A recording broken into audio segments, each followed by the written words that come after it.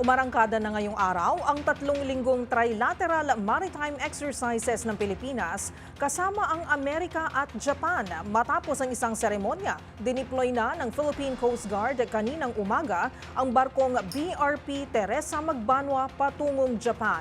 Ang balitang yan tinutukan ni Boy Gonzales.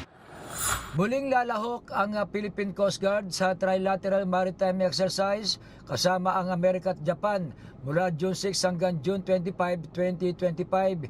Kanina nagsagawa ng send-off ceremony para sa BRP Teresa Magbanwa sa tanggapan ng PCG sa Maynila.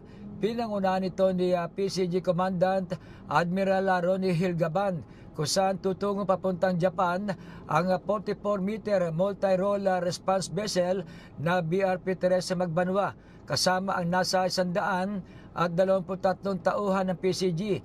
Una nang isinagawa ang Trilateral Maritime Exercise sa Maribeles, Bataan noong June 2023 na dinaluhan ng BRP Perchora Aquino, BRP Gabriela Silang at BRP Boracay.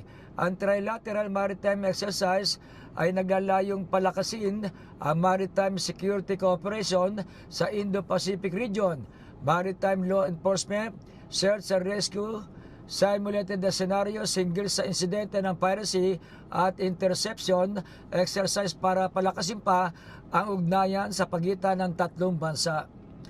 Para sa MBC TV Network News, ito si Boy Gonzales, una sa Pilipinas, una sa Pilipino.